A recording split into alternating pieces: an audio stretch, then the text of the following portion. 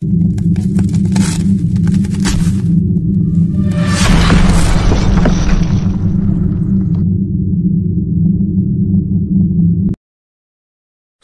bilezik.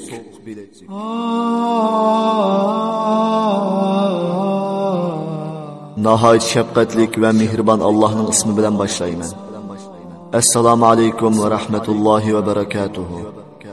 Tövende İslam çakarlar grup tayyorlagan hicret tarixlaridan Soğuk bilezik degan eserini anlatışını başlayımız.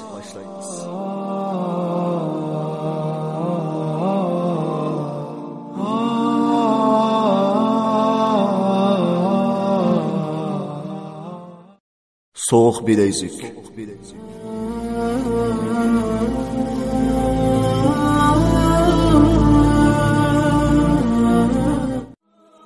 O 7-ci qism. Biz bir aşxanada tamaq yeb bolgandan keyin nahiyaning o'ttirisida suv yo'q cho'ng daryo bor ekan. U yerga bordik. Chunki u yerda odam oz edi. U qiz bu yerda menga yuzini ichib ko'rsatdi. Chunki u hijobli qiz edi. Men biz to'y qilayli, bugunni to'y qilayli dedim.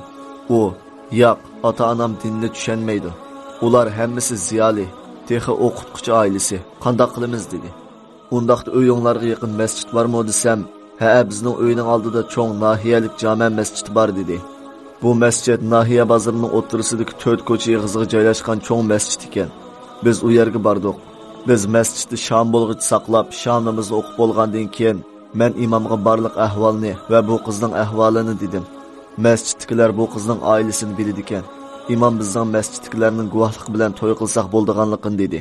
Lekin imom, sizlarning to'y qilish kinishkanglar yo'q. Shunga men nikoh qilsam bo'lmaydi. Sizlar xubda namozga saqlanglar. Namozdan keyin men muazzinni o'rinlashtiray. Boshqa jamoat guvohchi bo'lsin. Nikoh qilib qo'yayli. Sizlar boshqa tayyorlikni qilib turinglar dedi. Biz bo'ladi deb mehr haqqi degandek ishlarni bitirdik. Alhamdulillah, rost degandek xubda namozdan keyin masjiddagilarning guvohligida to'y qildik. Biz sirtga chiqib ayolimning qo'lini bismillah deb tutdim. Endi nega bormiz bilmaydim. Subhanalloh. Ammo bu qiz bugun og'riq ekan. Esingizda bo'lsa, men ilgari to'y qilgandimmi ayolim dal to'y qilgan etiganda og'rib qopti ekan. Mening butun hayotim imtihon ichida edi. Shu kuni kechda yolg'iz qaytib keldimmi yoki ayolim bilan birga ko'rla qaytib keldimmi bilmayman. Keyin men ko'rildim bir uy ijara oldim. O uyni bu ayolimga adilsizlik bo'lmasin deb Urumchidagi uyga o'xshash yasadim. Hatto ikki uyga borgan kishi farq qila olmaydi. Hamma narsa o'xshaydi. Endi ishning chatqi chiqdi. Dal ko'rildan olgan ayolimga to'y murosim qilib ota-onasining oldidan ilib ketadigan kunim Urumchidagi qo'yib etgan ayolim telefon qilibdi. U, meni endi ilib ketmamsiz. Opam dadam nega borsang bor deydi. Men kunda yig'lab turib olgan. Siz bilan yarışib qilishimga qo'shildi deydi. Men bu qizni bek yaxshi ko'ratdim. Ko'rlada to'y tugagandan keyin Urumchiga kelib qiynatamning uyiga borsam, "Ma'vu qizvalni nega aparsangiz aparang, beshimni bek og'ritib ketdi" deydi. Subhanalloh, ayolimni ilib ketdi. Biz Sandongbi masjidiga berib imomning nikoh qilib qo'yishi bilan yarashib oldik. Endi ikki ayolim bo'lib qoldi. Siz deb yaqinga, qaysi mening birinchi ayolim? Kim bu savolga to'g'ri javob bera oladi? Men hozirgacha qaysi birinchi ayolim ekanligini bilmayman.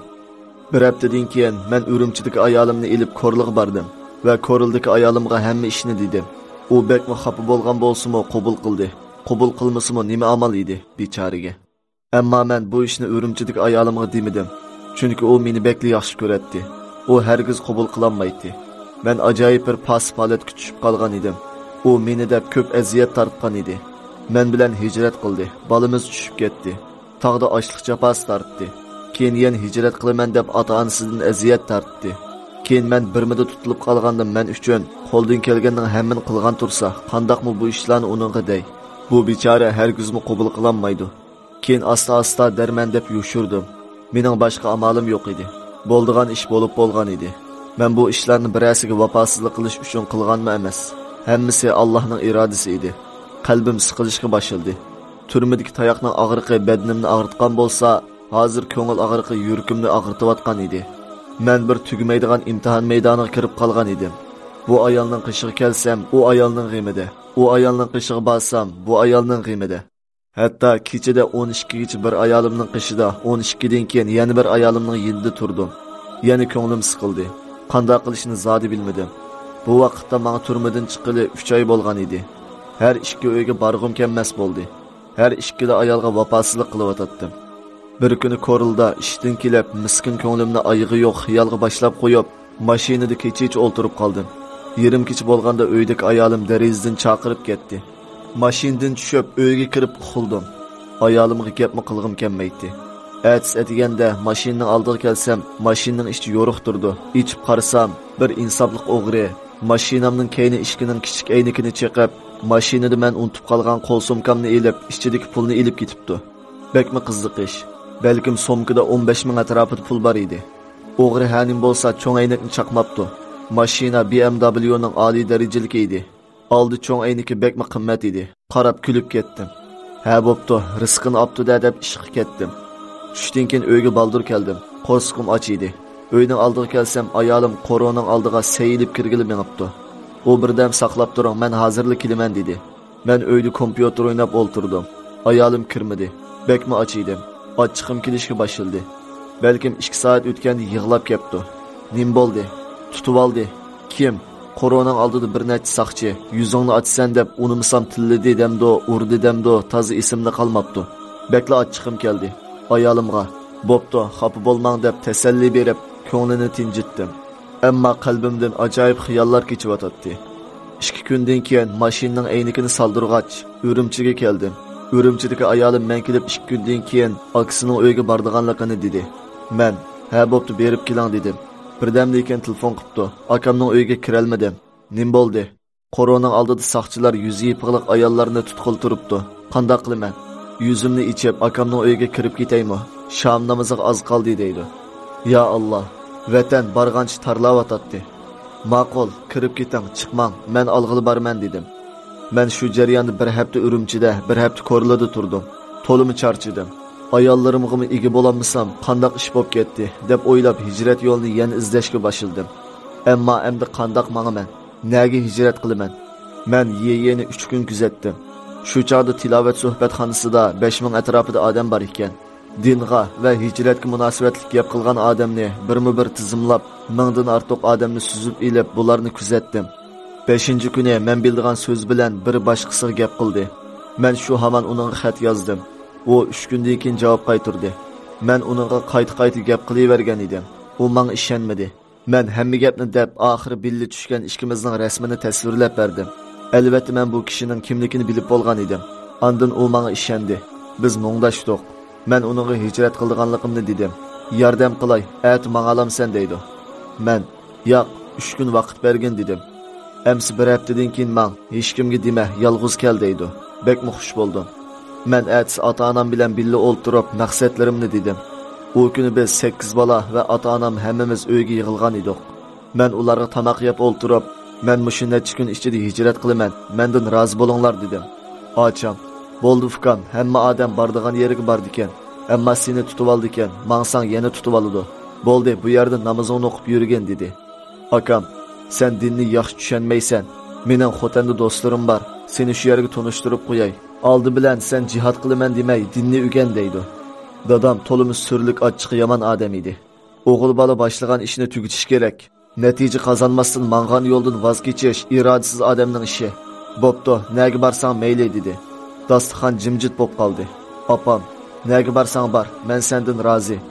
Lekin endi yana mangsang qaytib kelguchi bo'lma. Men sening yoqangni mashargohda siqaman. Bizga shafaat qila oladigan shahid bo'la olsang mang, bo'lmasa joyingda jim o'ltir" deb yig'lab ketdi. Oilamdagilar meni yaxshi bilatdi.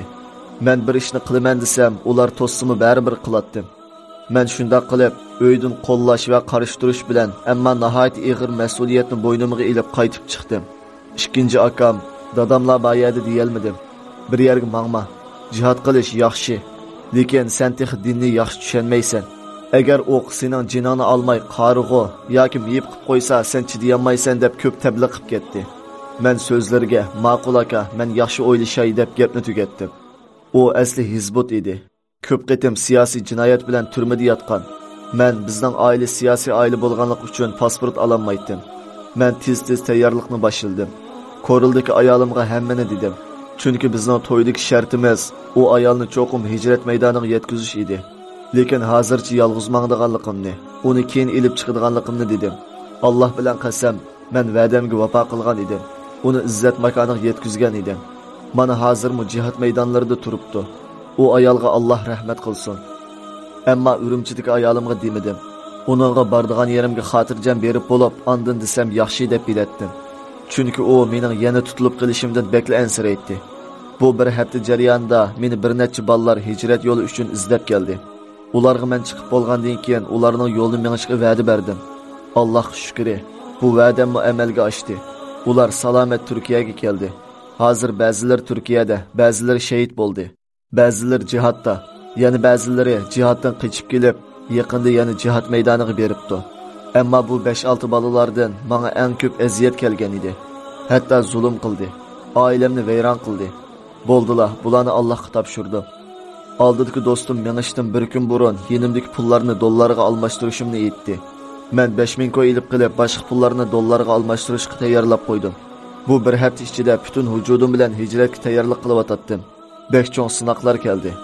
Bularning men menishdan 4 kun burun ichkarining Yivo shahriga joylashgan cho'ng jami masjidi Saudiylik arablar tarafidan yasaldigan bo'lib, uning millicha va turk ishlariga Uyg'urlarni taklif qildi.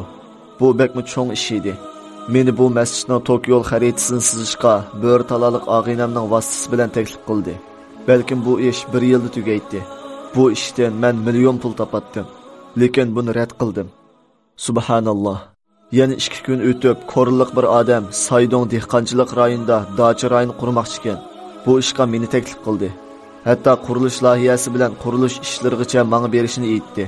Alloh bilan qasam, bu ish meni millioner qilib o'tdi. Men bu ishga toki men yo'lga chiqqan kunimgacha ikkilandim. Hatto yo'q yoki ma'qul deb javobni bermay yo'lga chiqqan edim. Bu qitimliq anglitishimiz mush yerda oxirlashdi. Keyingi anglitishimizni ko'rishga sizlarni Janobi Allohga topshirdim. Assalomu alaykum va rahmatullohi va barakatuh.